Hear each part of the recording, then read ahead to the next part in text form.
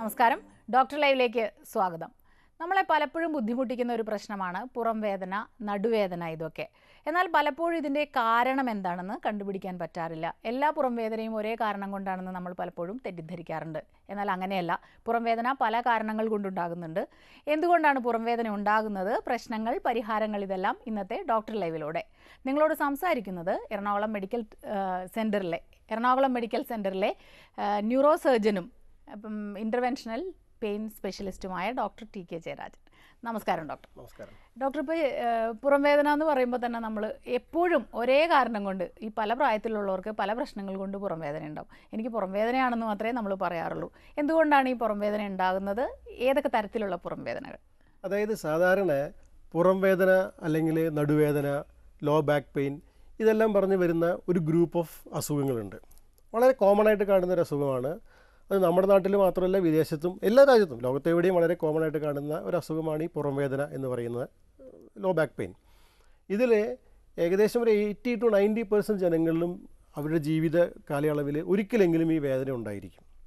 എന്നാൽ എന്താണ് ഇതിൻ്റെ യഥാർത്ഥ കാരണം?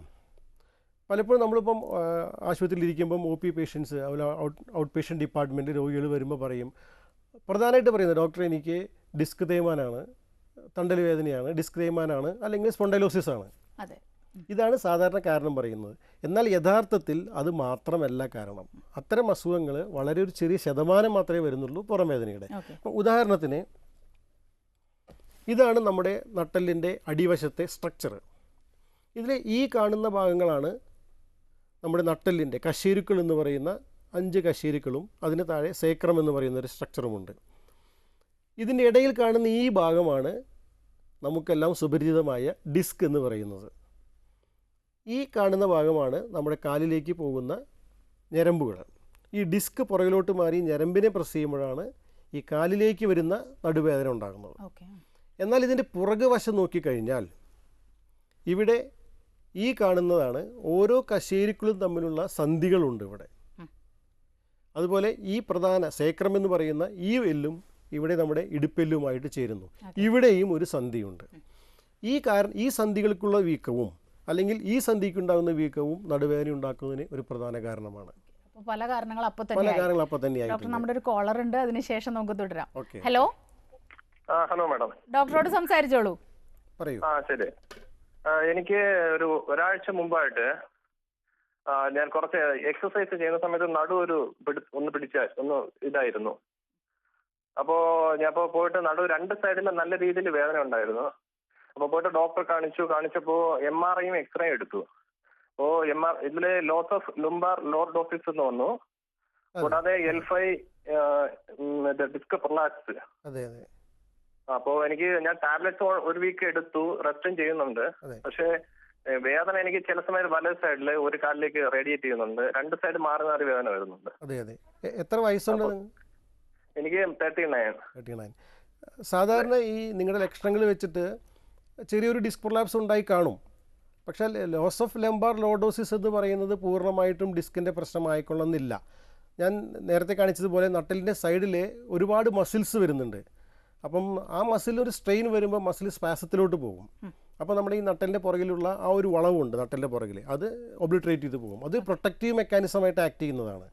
അപ്പോൾ സാധാരണ ചികിത്സ എന്ന് പറയുന്നത് ഒരു 2 to 3 days നമ്മൾ റെസ്റ്റ് എടുക്കുക, അതിനുശേഷം അത്യാവശ്യം മരുന്ന് കഴിക്കുക, നിങ്ങളുടെ റെഗുലർ എക്സസൈസ് തുടങ്ങുക. അതായത് ബാക്ക് മസിലിനെ പ്രശ്നം വരാത്ത രീതിയിലുള്ള എക്സസൈസ് ആദ്യത്തെ സ്റ്റേജിലും പിന്നീട് ബാക്ക് മസിൽ സ്ട്രെങ്തനിങ് എക്സസൈസ് കൂടെ തുടങ്ങിയാൽ അസുഖം മാറാവുന്നതേ ഉള്ളൂ. അടുത്തൊരു കോളിലേക്ക് പോകാം ഡോക്ടർ. ഹലോ. ഹലോ, നമസ്കാരം. ഡോക്ടറോട് സംസാരിച്ചോളൂ. പറയൂ. ഡോക്ടറെ, ഞാൻ ബൈക്കിൽ നിന്നൊന്ന് വീണിട്ടുണ്ടായിരുന്നു. എന്റെ അപ്പോഴ് ഇപ്പൊ എന്ത് വെയിറ്റ് എടുത്താലും എനിക്ക് ഭയങ്കര വേദനയാ, പുറം വേദനയാണ്. അപ്പം ഒരു വെയിറ്റും എടുക്കാൻ പറ്റാത്ത അവസ്ഥയാണ്. ഇപ്പൊ ഒരു ജോലിയും ചെയ്യാൻ പറ്റാത്ത അവസ്ഥയാണ്. അപ്പം തിരുവനന്തപുരത്ത് ഞാൻ പോയി ഡോക്ടറെ കണ്ടിരുന്നു. അപ്പം അത് ഡിസ്ക് അകന്നെയാണ് എന്നാണ് പറഞ്ഞിരുന്നത്. 1 മാസത്തോളം വെയിറ്റ് ഇട്ട് കിടക്കുകയും ചെയ്തു. പക്ഷെ ഇപ്പം വീട്ടിലൊന്നും ചെയ്യാൻ വയ്യാത്ത അവസ്ഥയിലാണ്. എന്നാണ് ഈ ആക്സിഡന്റ് പറ്റി എത്ര നാൾ മുമ്പാണ്? ആക്സിഡന്റ് പറ്റിയിട്ട് 6 വർഷത്തോളമായി. 6 വർഷത്തോളമായി. അന്ന് വല്ല എക്സ്റേ എടുക്കുകയോ മറ്റു ടെസ്റ്റുകളോ എന്തെങ്കിലും ചെയ്തിട്ടുണ്ടായിരുന്നു? അന്ന് എക്സ്റേ എടുത്തിട്ടുണ്ടായിരുന്നു. അതെ. മാർത്താണ്ഡമുള്ള ഡോക്ടറായിരുന്നു തിരുവനന്തപുരത്ത്. അത് ഓപ്പറേഷൻ ഒന്നും ചെയ്യാൻ പറ്റത്തില്ല, മേജർ ഓപ്പറേഷൻ ആയിരിക്കും ചെയ്യാനിരിക്കുക, അതുകൊണ്ട് വെയിറ്റ് ഇട്ട് കിടന്നാൽ മതി എന്ന് പറഞ്ഞു. അങ്ങനെ വെയിറ്റ് ഇട്ട് 1 മാസത്തോളം കിടന്നു. അതായത് അന്നത്തെ എക്സ്റേയിൽ നിങ്ങളുടെ എല്ലിനൊരു പൊട്ടലുണ്ടായിരുന്നു എന്നാണ് ഇപ്പം ഈ ഫോണിൽ നിന്നും തോന്നുന്നത്, മനസ്സിലാവുന്നത്. അപ്പോൾ അതിൻ്റെ ഭാഗമായിട്ട് ആ പൊട്ടൽ ഉണങ്ങി വരുമ്പോൾ അതിന് ചുറ്റുമുള്ള സന്ധികളിൽ എന്തെങ്കിലും നീർക്കെട്ടോ മറ്റോ പ്രയാസങ്ങൾ ഉണ്ടായി കാണണം. അതാണ് ഈ വിട്ടുപോകാത്ത വേദനയ്ക്ക് കാരണം. അതിനൊരു ശരിയായ ചികിത്സ, അത് ബാക്കി ടെസ്റ്റുകൾ ചെയ്ത് നോക്കി കറക്റ്റായിട്ട് എവിടെയാണ് വേദനയുടെ ഉറവിടം എന്ന് കണ്ടുപിടിച്ച് അതിന് ചികിത്സ ചെയ്താൽ മാറാവുന്നതാണെന്നാണ് എനിക്ക് തോന്നുന്നത്. അടുത്തൊരു കോളിലേക്ക് പോകാം doctor. Hello. Hello, doctor live ആണ്, ഡോക്ടറോട് ചോദിച്ചോളൂ. ഡോക്ടർ പറയൂ. ഹലോ, കേൾക്കാം, പറയൂ. ഡോക്ടർ, ഞാൻ ഈ കുവൈറ്റിൽ നിന്നാണ് വിളിക്കുന്നത്. ഓക്കെ ഡോക്ടർ, ഞാനിവിടെ ഡ്രൈവറായിട്ട് വർക്ക് ചെയ്യുന്നതാണ്. അപ്പൊ എനിക്ക് ഈ വണ്ടി ഒരു കുറച്ചു നേരം ഓടിച്ചു കഴിയുമ്പോൾ കുറവും ഈ ബാക്ക് തണ്ടലിന്റെ അവിടെയും ഭയങ്കരമായിട്ട് വേദന അനുഭവപ്പെടുന്നുണ്ട്. ഞാൻ ഹെവി വെഹിക്കിളാണ് ഓടിക്കുന്നത്, ടാങ്കറാണ് ഓടിക്കുന്നത്. അപ്പൊ അതിനെ കുറിച്ച് എന്തിന്റെ നിങ്ങൾ കുറച്ച് സമയമെന്ന് പറഞ്ഞ് എത്ര വരും ഏകദേശം തുടർച്ചയായിട്ട് വണ്ടി ഓടിക്കുന്നത്? തുടർച്ചയായിട്ടെന്ന് പറഞ്ഞു കഴിഞ്ഞാൽ വണ്ടിക്ക് 8 മണിക്കൂർ ഞാൻ ശരിക്കും ഓടിക്കുന്നത്. പക്ഷെ നമ്മ ഇടക്ക് കയറിയും ഇറങ്ങിയും വന്നുണ്ട് വണ്ടികൾ. ഡീസൽ ഇറക്കാനും പിടിക്കാനും ഇടക്കിടക്ക് കയറി ഇറങ്ങുന്നുണ്ട്. അതെ, പറയൂ. അപ്പൊ അതുകൊണ്ട് ഡ്യൂട്ടി കഴിഞ്ഞ് റൂമിൽ വരുമ്പോ അല്ലെങ്കിൽ ടൈഗർ ഫാമ എന്തെങ്കിലും ഇട്ടാണ് ഞാൻ തിരിഞ്ഞു വീണാലും നിൽക്കണം. വേദന കുറയും അപ്പോൾ? അപ്പൊ ഇത്തിരി വേദന കുറവുണ്ട്. നേരെ കിടക്കുന്ന കുറച്ച് വേദന കുറവുണ്ട്. ഓക്കെ.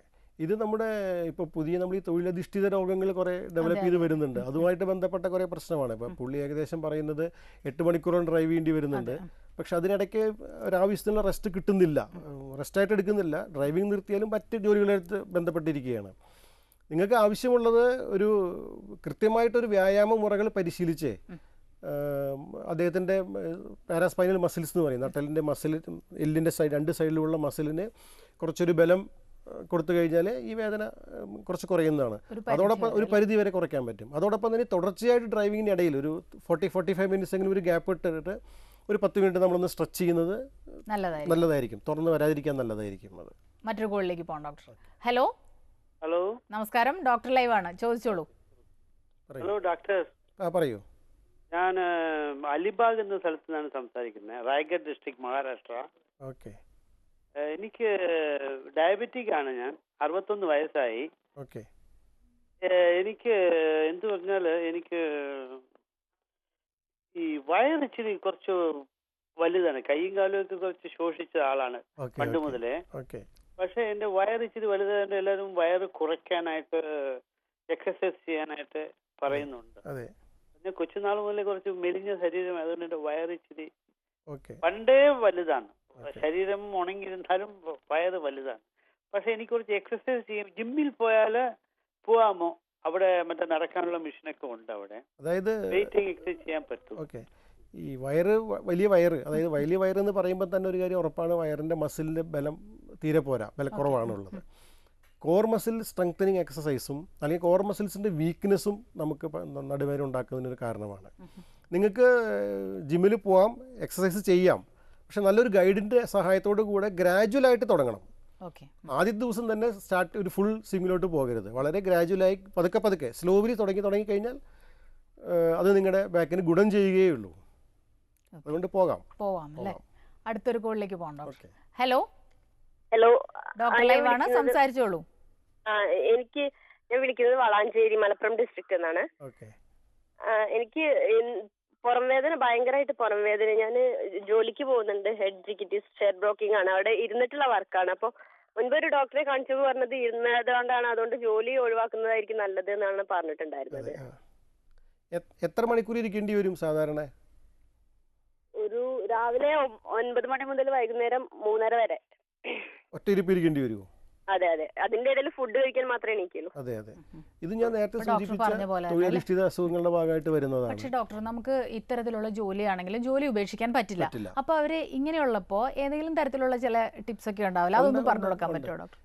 ഇവിടെ ചെയ്യേണ്ടത് ഒന്ന്, ഇരിക്കുന്ന സമയത്ത് ഇപ്പം ഞാൻ നേരത്തെ പറഞ്ഞ പോലെ ഒരു 40-45 മിനിറ്റ് സമയം മാക്സിമം സമയം കഴിഞ്ഞാൽ നമ്മളൊരു 10 മിനിറ്റ് എണീറ്റ് നിന്ന് ഒന്ന് സ്ട്രെച്ചിങ് ചെയ്യാം.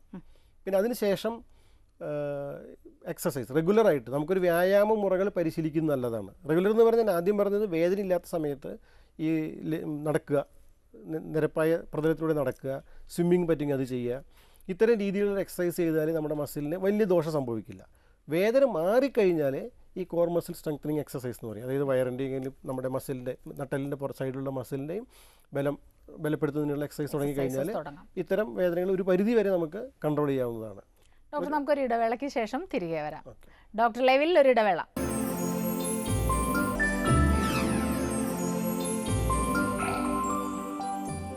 ഡോക്ടർ ലൈവ് തുടരുന്നു. ഡോക്ടർ, നമ്മുടെ ഒരു കോളർ വെയിറ്റ് ചെയ്യുന്നുണ്ട്. ഹലോ ഹലോ ഹലോ നമസ്കാരം, ഡോക്ടറോട് സംസാരിച്ചോളൂ. Good afternoon sir. Good afternoon, പറയൂ. സാർ, ഞാൻ ഓട്ടോ ഡ്രൈവറാണ്. ഞാൻ കൊല്ലം ജില്ലയിൽ നിന്ന് പത്തനാപുരത്ത് നിന്ന് വിളിക്കുകയാണ്. ഓക്കെ. പത്തനാപുരത്ത് ഞാനൊരു ഓട്ടോ ഡ്രൈവറാണ്. എൻ്റെ ഈ ഇടത്തെ കൈയുടെ മുട്ടിന് മോൾഭാഗവും തോളിന് താഴ്ഭാഗവും ഈ നടുക്ക് ഭാഗം നോക്കി വേദന ഏതാണ്ട് ഇപ്പോൾ ഒരു 2 ആഴ്ചയായി. ഇടത്തെ കൈയുടെ മുട്ടിന് മോൾഭാഗവും നമ്മുടെ തോളിന് താഴ്ഭാഗവും സെന്ററായിട്ട്. അതായത് നടുക്ക്, അതായത് ചിലപ്പം കുറച്ച് ഇടയ്ക്ക് ഇപ്പൊ ഈ ഒരാഴ്ച കൊണ്ട് റമദാനില് നോമ്പൊക്കെ ഉണ്ടായിരുന്നു. നോമ്പൊക്കെ പിടിച്ചോണ്ടിരിക്കുന്ന സമയത്ത് ആണ് ഈ വേദന ഇങ്ങനെ വന്നത്. ഈ ഓട്ടോറിക്ഷയുടെ ഹാൻഡിൽ പിടിക്കുന്നുണ്ടോന്നൊന്നും അറിയില്ല. മറ്റേ ഈ 2 കാലിന്റെ മുട്ടുവേദന, മുട്ടിനും വേദന ഉണ്ട്. ഈ ഇടത്തെ കൈയുടെ ഈ മസിലിന്റെ നടുക്ക് ഭാഗം വേദന എടുക്കുന്നുണ്ട്. ഞാൻ ഇതുവരെ ഡോക്ടറെ കാണിച്ചില്ല. കഴുത്തിന് വേദനയുണ്ടോ?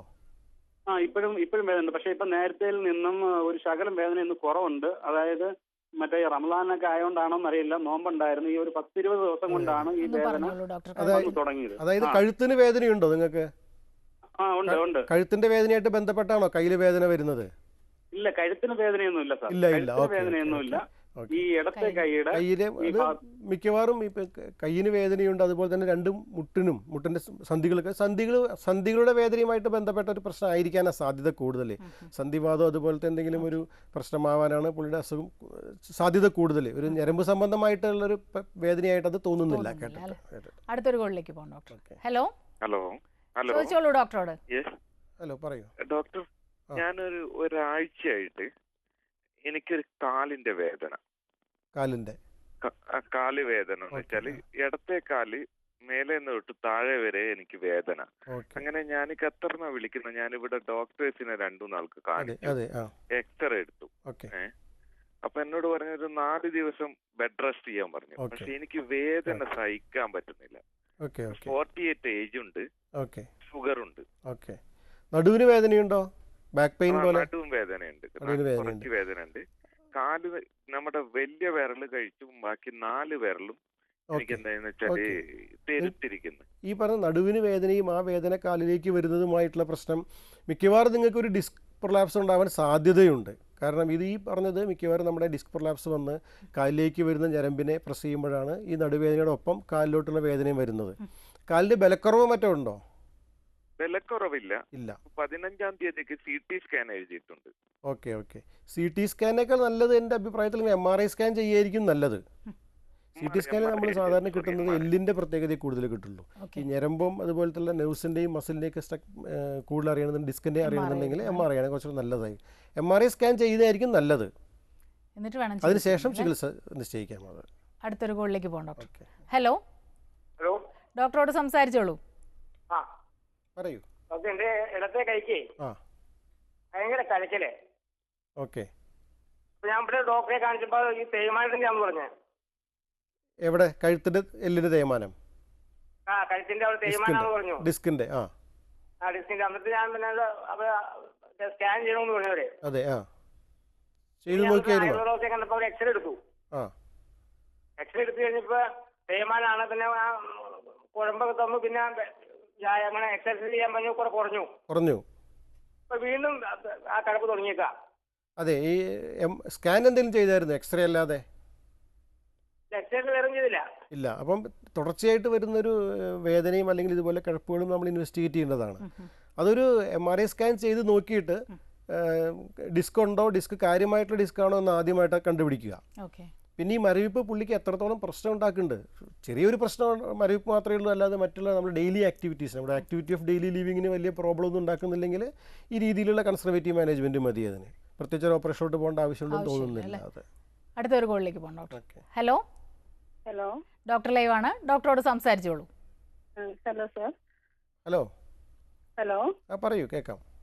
എനിക്ക് നടുവേദനയാണ് സാറേ. കുറച്ച് വർഷങ്ങളായിട്ടുണ്ട്. ഇപ്പം ഒരു 2014 വല്ലാതെ കൂടി. എന്നിട്ട് ഭയങ്കര ഡിസ്കിന്റെ പ്രോബ്ലം ആയിരുന്നു. ഡിസ്കിന്ന് എല്ല് തെന്നി നിൽക്കുന്നെന്നാണ് പറഞ്ഞത്. അത് പിന്നെ ഇപ്പൊ ഈ 2015 ഈ സീസണിൽ ഏപ്രിൽ മെയ് മാസത്തിൽ വീണ്ടും വന്നിട്ടുണ്ടായിരുന്നു. ആദ്യം വന്നപ്പോ ഹോസ്പിറ്റലൈസ് ചെയ്തിട്ടുണ്ടായിരുന്നു. ഇപ്പം വീണ്ടും അസുഖം വന്നിട്ടുണ്ട്. ഇപ്പൊ ഞാൻ ട്രീറ്റ്മെന്റിലാണ് ഉള്ളത്. ഇഞ്ചക്ഷൻ എടുത്തിട്ട് ഒന്നും വ്യത്യാസമൊന്നും തോന്നില്ല. അപ്പൊ MRIക്ക് പറഞ്ഞിട്ടുണ്ട്. അത് എന്തുകൊണ്ട് സാർ ഇങ്ങനെ എപ്പോഴും വന്നു? അതായത് നിങ്ങൾക്കിപ്പം പഴയ എക്സ്റേയിൽ നിങ്ങൾ പറഞ്ഞിരുന്നത് എല്ല് തെന്നി മാറിയിട്ടുണ്ടെന്നല്ലേ പറഞ്ഞിരിക്കുന്നത്? അതെ അതെ അതെ. എല്ല് തെന്നി മാറി വരുമ്പോൾ ഇതുപോലെ പുറം വേദന വരാം. പക്ഷെ നമ്മൾ ചെയ്യേണ്ടത് ഇപ്പം ഇടയ്ക്കിടയ്ക്ക് ഇങ്ങനെ വരുന്നോണ്ടിരിക്കുന്നതേ. അതെ അതെ, അത് ഞാൻ പറഞ്ഞു വരുന്നത്. ഇപ്പോൾ രണ്ടാമതൊരു എക്സ്റേ അല്ലെങ്കിൽ മറ്റ് ടെസ്റ്റ് ചെയ്യുമ്പം ഈ എല്ല് തെന്നി മാറിയത് കൂടുതലായിട്ട് വരുന്നുണ്ടെങ്കിൽ, അതായത് മുൻപുണ്ടായിരുന്നതിനേക്കാൾ കൂടുതലായിട്ട് വരുന്നുണ്ടെങ്കിൽ അതുകൊണ്ടാണ് വേദന എന്ന് നമ്മൾ അനുമാനിക്കേണ്ടി വരും. അതിനുശേഷം നമുക്ക് 1-2 എക്സ്റേ കൂടെ എടുക്കേണ്ടി വരും. അതായത് നമ്മളിപ്പോൾ നേരെ നിൽക്കുക, വളഞ്ഞ് മുന്നാക്കൊക്കെ വളഞ്ഞുള്ള പല ടെസ്റ്റുകളുണ്ട് അതിനകത്ത്. അത് എല്ലിൻ്റെ തേയ്മാനം, എല്ലിൻ്റെ സ്ലിപ്പ് ചെയ്യുന്നത് കൂടി വരുന്നുണ്ടോ എന്ന് അറിയാനായിട്ട്. അങ്ങനെയാണെങ്കിൽ അത് നമ്മൾ ഓപ്പറേഷൻ ചെയ്ത് ഫിക്സ് ചെയ്യണം. അതല്ലെങ്കിൽ സാധാരണ രീതിയിലുള്ള മരുന്നും തുടർന്ന് നേരത്തെ ആവർത്തിച്ച് പറഞ്ഞ പോലെ നേരത്തെ റെഗുലറായിട്ടുള്ള വ്യായാമം കൂടെ ഉണ്ടെങ്കിൽ ഈ വേദന മാറ്റാവുന്നതാണ്.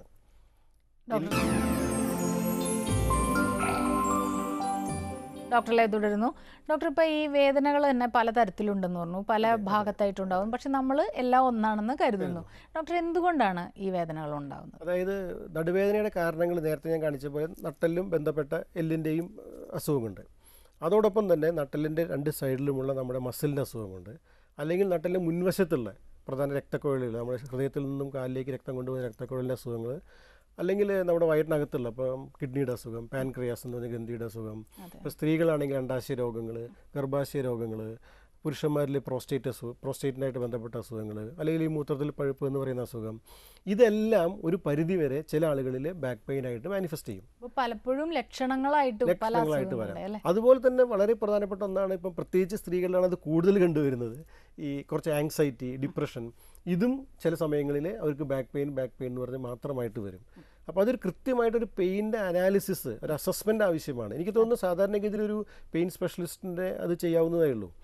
ഡോക്ടർ, ഇപ്പോൾ ഈ ഇൻ്റർവെൻഷണൽ പെയിൻ സ്പെഷ്യലിസ്റ്റ് അത് പുതിയൊരു വിഭാഗമാണല്ലോ, അതിൻ്റെ ഒരു പ്രാധാന്യം ഒന്ന് പറയാം. അതായത് ഇപ്പം നേരത്തെ പറഞ്ഞ പോലെ ഈ നമ്മുടെ നട്ടെല്ലിന് പുറകിലുള്ള കുറേ സന്ധികളുണ്ട്. ഈ സന്ധികളായിട്ടും അല്ലെങ്കിൽ ഈ കാലിലോട്ട് പോകുന്ന ഞരമ്പിനെ കാണിച്ചു.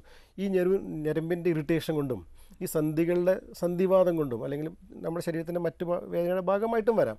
അല്ലെങ്കിൽ ആ നട്ടെല്ലിൻ്റെ ഇടയ്ക്കുള്ള സന്ധികളുടെ അസുഖങ്ങൾ കൊണ്ടും ഈ വേദന വരാം. അത് നമ്മൾ കൃത്യമായിട്ട് കണ്ടുപിടിക്കുകയാണെന്നുണ്ടെങ്കിൽ നമുക്ക് ഈ കാലങ്ങളോളം മരുന്ന് കഴിക്കുന്നതിന് പകരം എക്സ്റേ മിഷൻ്റെ, നമ്മുടെ സാധാരണ എക്സ്റേ എടുക്കുന്നതിനെ പോലെ അതിൻ്റെ ആ പ്രത്യേക മിഷൻ്റെ സഹായത്തോടു കൂടി ആ സന്ധികളിൽ കൃത്യമായിട്ട് ഒരു മരുന്ന് ഇഞ്ചെക്ട് ചെയ്യുകയാണെങ്കിൽ ആ വേദന മാറി പോകുന്നേ ഉള്ളൂ. ആ ഒരു ഡെവലപ്പ് ചെയ്ത് വരുന്ന ബ്രാഞ്ചാണ് ഇന്റർവെൻഷണൽ പെയിൻ സ്പെഷ്യലിസ്റ്റിൻ്റെ ഒരു പ്രാധാന്യം അത് തന്നെയാണ് വരുന്നത്. ഡോക്ടർ, ഇപ്പം പറഞ്ഞു പലതരത്തിലുള്ള വേദന, ഇത് ഗൗരവമായിട്ട് എടുക്കേണ്ടത് ഒരു ഇതുണ്ട്. പലതരമാണല്ലോ ചികിത്സകൾ. ഏതെല്ലാം തരത്തിലുള്ള ചികിത്സകളാണ് ഇന്ന് നിലവിലുള്ളത്? നമ്മളിപ്പം ചികിത്സാ രീതിയെ സാധാരണയായിട്ട് 3ആയിട്ട് അങ്ങ് ഡിവൈഡ് ചെയ്യാം. ഒന്ന് നമ്മൾ കൺസർവേറ്റീവ് മാനേജ്മെൻറ്റ് എന്ന് പറയും. പ്രത്യേകിച്ച് അതായത് സാധാരണ ഭൂരിപക്ഷം ആളുകളിലും പുറം വേദന വരുന്നത് ആദ്യത്തെ 2 ആഴ്ചക്കുള്ളിൽ മാറിപ്പോകും, മാക്സിമം 1 മാസം വരെ. അതിനുശേഷം തുടർന്ന് നിൽക്കുന്ന വേദന എല്ലാം സിഗ്നിഫിക്കൻറ്റ് പെയിനാണ്. അപ്പോൾ നമ്മുടെ ആദ്യത്തെ മാനേജ്മെൻറ്റ് എന്ന് പറയുന്നത് ഒരു ബെഡ് റെസ്റ്റ്, അല്ലെങ്കിൽ റെസ്റ്റ് എടുക്കാൻ പറയാം. Rest 2 to 3 days. ഒരിക്കലും 4 ദിവസത്തിൽ കൂടുതൽ റെസ്റ്റ് എടുക്കരുത്. എടുത്തു കഴിഞ്ഞാൽ വേദന തുടർച്ചയായിട്ട് വീണ്ടും വരാനുള്ളതാണ്. ചില ആളുകളിൽ ബാക്ക് പെയിനും പറഞ്ഞ് മാസങ്ങളോളം കിടക്കും. അത് ശരിയല്ല. 2 to 3 days മാക്സിമം. അത് കഴിഞ്ഞാൽ നമ്മുടെ റെഗുലറായിട്ടുള്ള വ്യായാമം, നേരത്തെ പറഞ്ഞ നടക്കുക, അല്ലെങ്കിൽ സ്വിമ്മിങ്ങിന് പോവുക, സൈക്ലിംഗ് നല്ല, സൈക്കിൾ ഒട്ടും പുറത്ത് നടുവിന് ലോഡ് വരുന്ന എക്സസൈസ് അല്ല. സൈക്ലിംഗ് പോലെ എക്സസൈസ് തുടങ്ങുക. വേദന മാറിക്കഴിഞ്ഞാൽ നമ്മുടെ കോർ മസിൽസ്, അതായത് വയറിൻ്റെ മസിലും അതുപോലെ തന്നെ പുറകിലെ മസിലും, അതായത് മസിൽ സ്ട്രെങ്തനിങ് എക്സസൈസ് സ്റ്റാർട്ട് ചെയ്യുക. പിന്നെ മറ്റൊന്ന് പോസ്റ്ററിംഗ് ആണ്. പോസ്റ്റിംഗ് 2 രീതിയിലാണ് പറയുക. നമ്മളിപ്പം വർക്ക് സ്റ്റേഷൻ പോസ്റ്റിംഗ് എന്ന് പറയും. ഇരിക്കുമ്പം വല്ലാണ്ട് കുനിഞ്ഞിരിക്കുക, അങ്ങനെ നോക്കിക്കൊണ്ടിരിക്കുക, മണിക്കൂറുകളോളം ഇരിക്കുക, അത്തരം കാര്യങ്ങൾ ഒഴിവാക്കുക. ആഡിക്വേറ്റ് റെസ്റ്റ് ഇടയിൽ കൊടുക്കുക. പിന്നെ ചില ആളുകളുടെ നിൽക്കുമ്പോൾ ഒന്ന് ചെരിഞ്ഞ് നിൽക്കുക, ഒരു കാലിൽ നിൽക്കുക, കുറച്ച് മറ്റു കാലിൽ നിൽക്കുക. ഇപ്പോൾ പുറം വേദന ഉള്ള ആളുകൾ വീണ്ടും അത് വരാതിരിക്കാനായിട്ട് അത്തരം പോസ്റ്റിംഗ് ശ്രദ്ധിക്കുക. പിന്നെ വേറൊരു പല പഠനങ്ങളും ഇപ്പോൾ നമ്മൾ പ്രത്യേകിച്ച് ഇപ്പോൾ അമേരിക്കൻ ജേർണൽ ഓഫ് മെഡിസിനിലൊക്കെ വന്ന ചില സ്റ്റഡി കാണിക്കുന്നത് സ്മോക്ക് ചെയ്യുന്ന ആളുകൾ സ്മോക്കിംഗ് നിർത്തിക്കഴിഞ്ഞാൽ ബാക്ക് പെയിൻ കുറയുന്നതായിട്ട് കണ്ടിട്ടുണ്ട്. കാരണം അത് പുറകിലേക്കുള്ള രക്തയോട്ടം കൂട്ടുന്നതിനൊക്കെ സഹായിക്കാൻ പല അതിൻ്റെ മെക്കാനിസം എല്ലാം. പിന്നെ ഒന്ന് ശ്രദ്ധിക്കേണ്ടതാണ് നമ്മൾ ഉറക്കം. അപ്പോൾ നമ്മൾ സാധാരണ ഉറങ്ങുന്ന ആളുകൾ 3ആയിട്ടാണ് ഡിവൈഡ് ചെയ്യുക. ഒന്ന് നമ്മൾ ബാക്ക് സ്ലീപ്പേഴ്സ്, നേരെ കിടന്ന് ഉറങ്ങുക. സൈഡ് സ്ലീപ്പേഴ്സ് ഉണ്ട്. പിന്നെ സ്റ്റൊമക്ക് സ്ലീപ്പേഴ്സ്, കമന്നേർന്ന് ഉറങ്ങുന്നവരിൽ. അപ്പം പ്രത്യേകിച്ചും ചെറിയൊരു പുറം വേദനയുള്ള ആളുകളാണെങ്കിൽ നേരെ കിടന്ന് ഉറങ്ങുകയാണെങ്കിൽ ഒരു സാമാന്യം കട്ടിലൊരു പില്ലോ നമ്മുടെ മുട്ടിൻ്റെ അടിയിൽ വയ്ക്കുക, കാൽമുട്ടിൻ്റെ അടിയിൽ നേരെ കിടന്ന് ഉറങ്ങുമ്പോൾ അത് പുറം വേദന മാറാനായിട്ട് അല്ലെങ്കിൽ വീണ്ടും വരാതിരിക്കാൻ സഹായിക്കുന്ന ഒന്നായിരിക്കും. ചെരിഞ്ഞ് കിടക്കുന്ന സൈഡ് സ്ലീപ്പേഴ്സിൻ്റെ ആണെങ്കിൽ അവരെ മുട്ടിൻ്റെ ഇടയിൽ ഒരു പില്ലോ വയ്ക്കുക.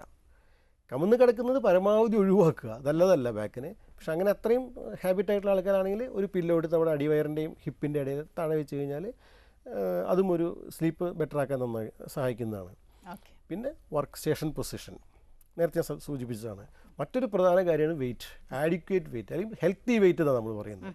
നമ്മൾ ഹൈറ്റ് അനുസരിച്ചുള്ള ഹെൽത്തി വെയിറ്റ് മെയിൻറ്റെയിൻ ചെയ്യുക. വെയിറ്റ് കുറയ്ക്കുന്നത് ബാക്ക് പെയിനുള്ളവർക്ക് പെയിൻ മാറാനായിട്ട് സഹായിക്കുന്നതാണ്. നമ്മൾ ഡോക്ടർ, നമ്മുടെ ഇന്നത്തെ ഡോക്ടർ ലൈവിൻ്റെ സമയോടെ അവസാനിച്ചിരിക്കുകയാണ്. വളരെയധികം നന്ദിയുണ്ട് ഞങ്ങളോട് സഹകരിച്ചതിന്. ഇന്നത്തെ ഡോക്ടർ ലൈവ് ഇവിടെ അവസാനിക്കുന്നു. നമസ്കാരം.